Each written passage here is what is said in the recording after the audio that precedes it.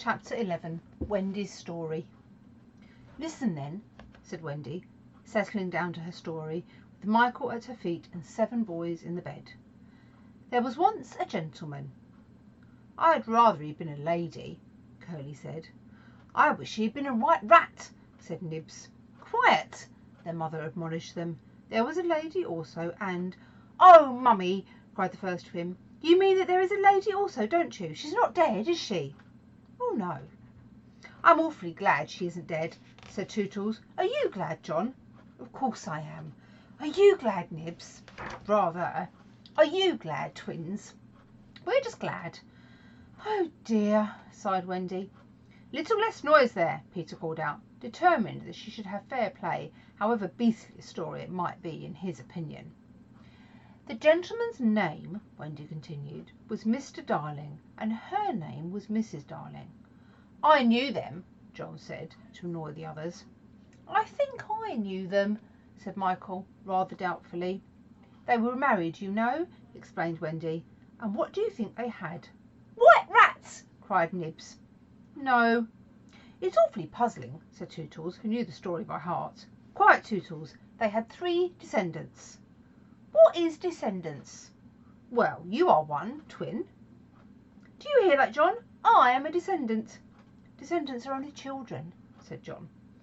Oh, dear, sighed Wendy. Now these 3 children had a faithful nurse called Nana.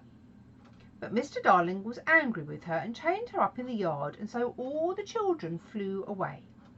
It's an awfully good story, said Nibs. They flew away, Wendy continued, to the Neverland, where the lost children are.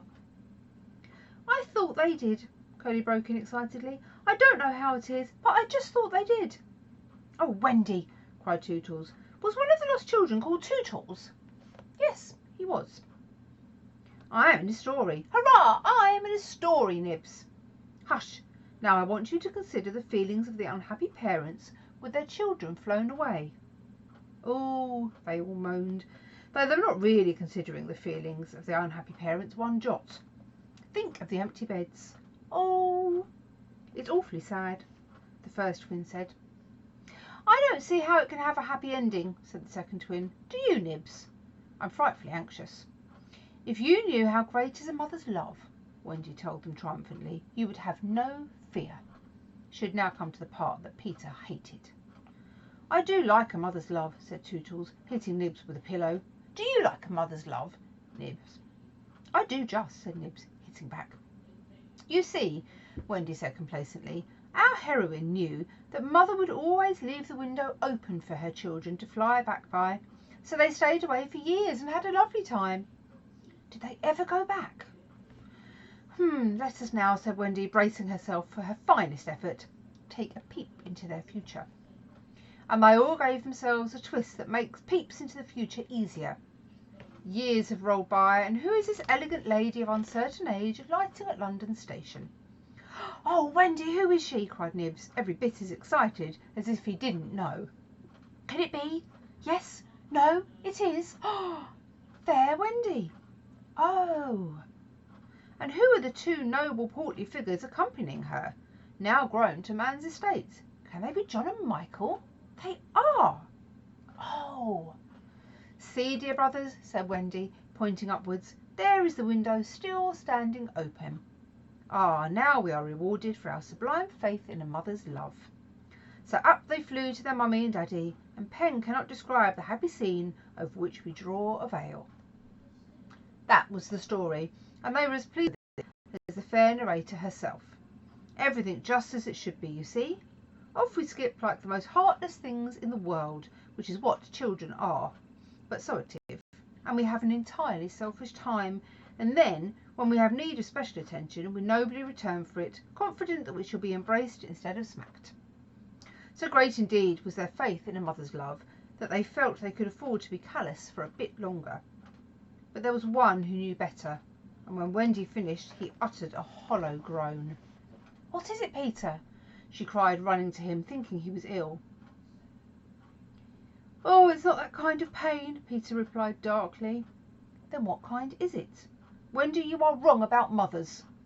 They all gathered round him in a fright, so alarming was his agitation, and with a fine candour he told them what he had hitherto concealed.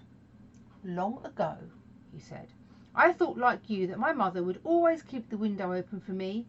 So I stayed away for moons and moons and moons, and then flew back. But the window was barred, for mother had forgotten all about me, and there was another little boy sleeping in my bed." I'm not sure that this was true, but Peter thought it was true, and it scared them. "Are you sure mothers are like that?" "Yes." So this was the truth about mothers, the toads. Still, it is best to be careful, and no one knows so quickly as a child when he should give in. "Wendy, let us go home," cried John and Michael together. "Yes," she said. "Not tonight?" asked the lost boys, bewildered. They knew in what they called their hearts that no one can get on quite well without a mother, and that is only the mothers who think you can't. "At once," Wendy replied, for the horrible thought had come to her, perhaps mother is in half mourning by this time.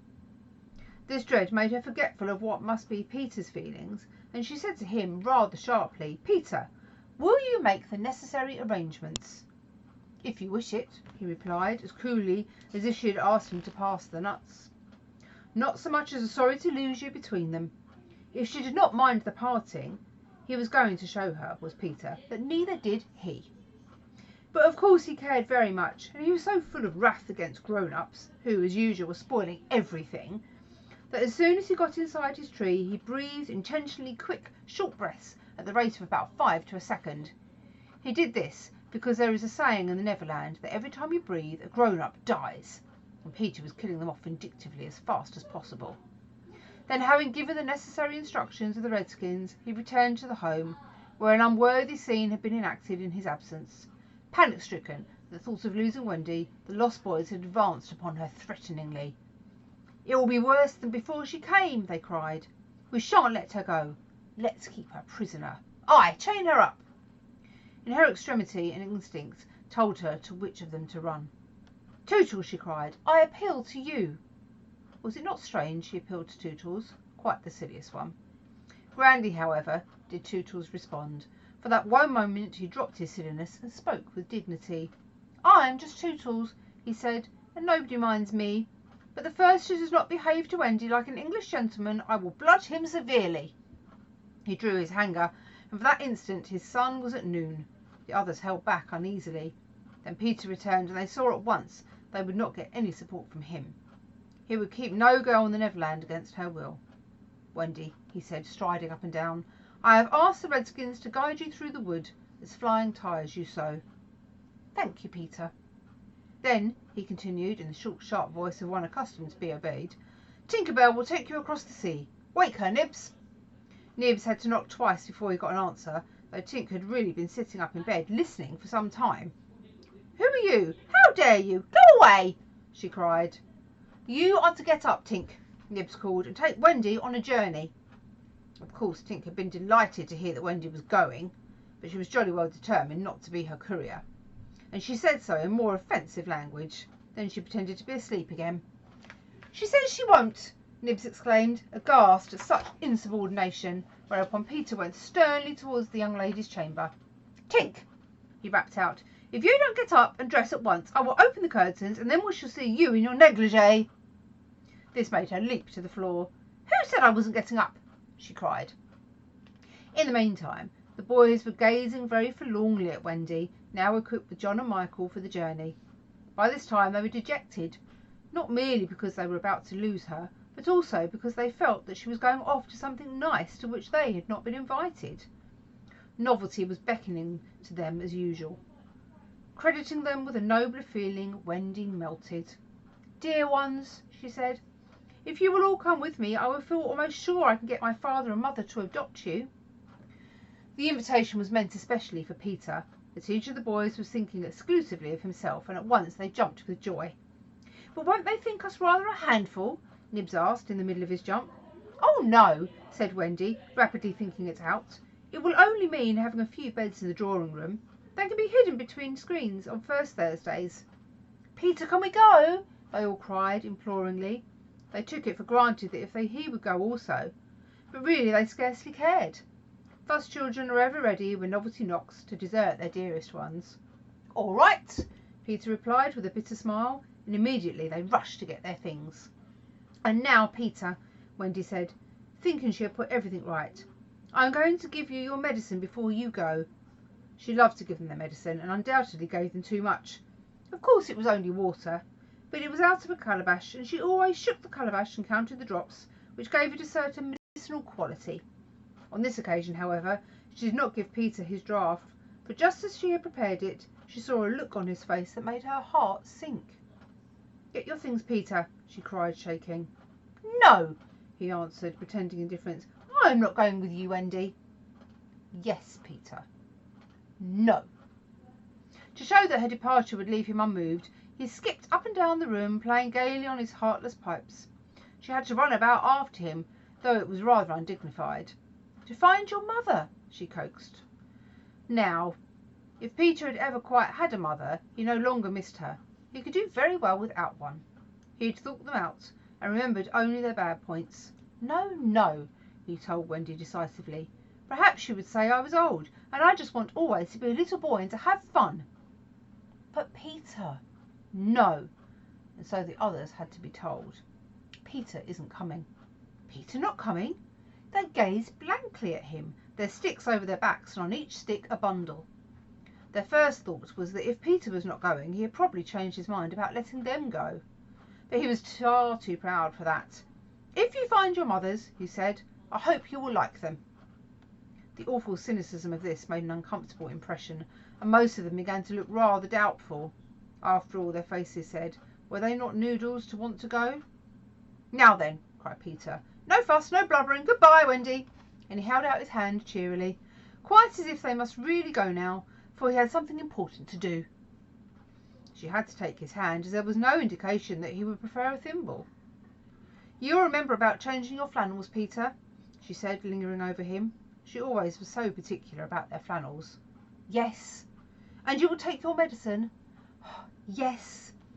That seemed to be everything, and an awkward pause followed. Peter, however, was not the kind that breaks down before people. "Are you ready, Tinker Bell?" he called out. "Aye, aye." "Then lead the way." Tink darted up the nearest tree, but no one followed her, for it was at this moment that the pirates made their dreadful attack upon the Redskins. Above, where all had been so still, the air was rent with shrieks and clashes of steel. Below there was silence. Mouths opened and remained open. Wendy fell on her knees, but her arms were extended toward Peter. All arms were extended to him, as if suddenly blown in his direction. They were beseeching him mutely not to desert them. As for Peter, he seized his sword, the same he thought he had slain Barbecue with, and the lust of battle was in his eye.